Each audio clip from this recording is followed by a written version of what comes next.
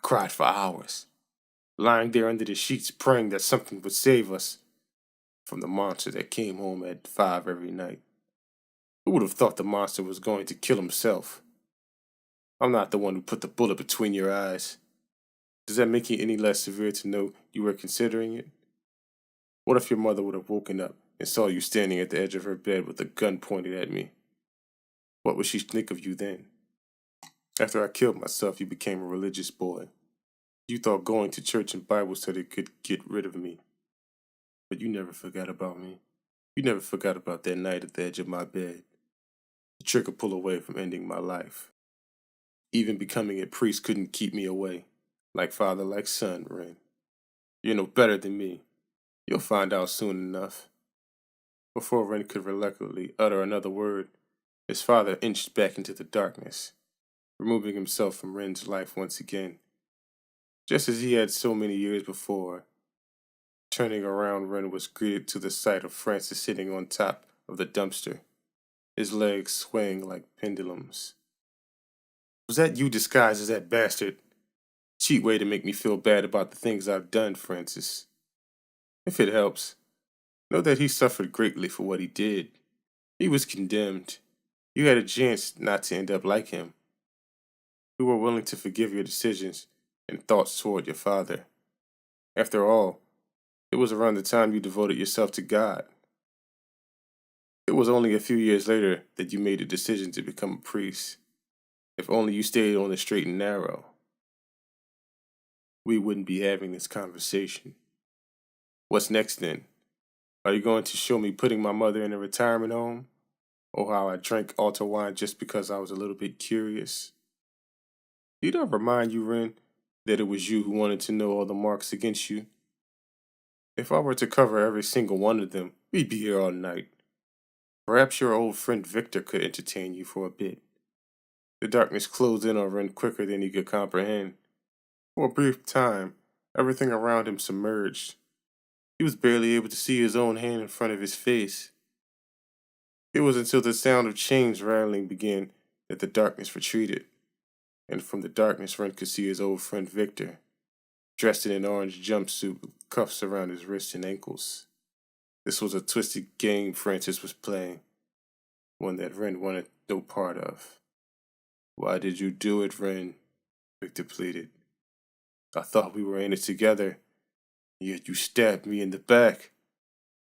Victor was a youth pastor and trustee at the last church Ren worked at before coming to Ascension. They struck up a friendship quickly, and when they noticed how easy it was to take money from the church, an embezzlement partnership wasn't far behind. While Ren was pilfering the collection plate, Victor was diverting funds to help pay personal debts. What little they were stealing was quickly adding up, and with surplus came suspicious eyes. We were in it together, Victor, Ren replied. I just happened to notice people catching on before you did.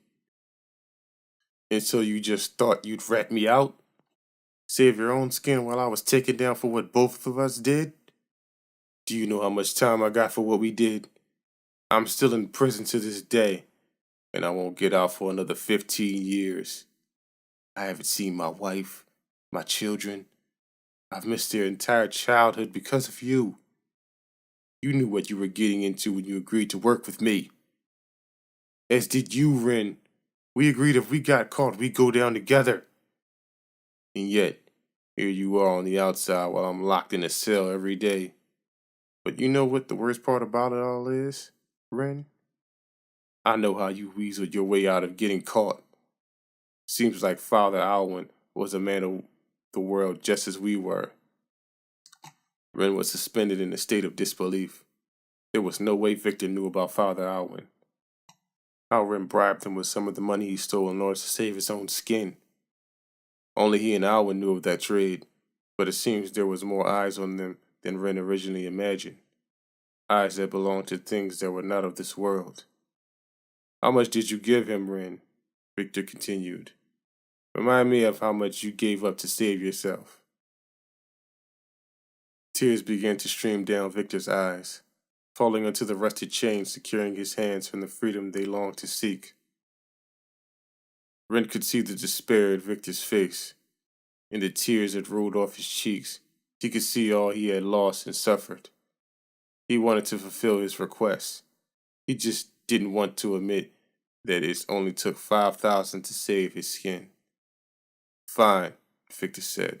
Don't say anything, because I know how much you gave to Alwyn, how minuscule the amount was in comparison to what you took overall, and how you said you were just an accomplice to my master plan. I know all too well what you did to me. I have to live with it every day. I don't want your apologies. I don't even want your sympathy, because I know what you are on the inside, Ren, and that will reflect far more than any bribe or lie could. We're both being punished for what we did. The only difference is I can see my restraints. Don't worry, though. You'll get yours soon enough. With his last words spoken, the rattling of his chain signified Victor's descent back into the shadows. Ren was left alone, left to wallow in his past actions and current way of life. Victor was sent to prison only 8 years ago, but to see his old friend standing right before him again made the years feel more like months. Francis was sending the best examples to showcase the worst in Ren. Or perhaps Francis was the one imitating the subjects.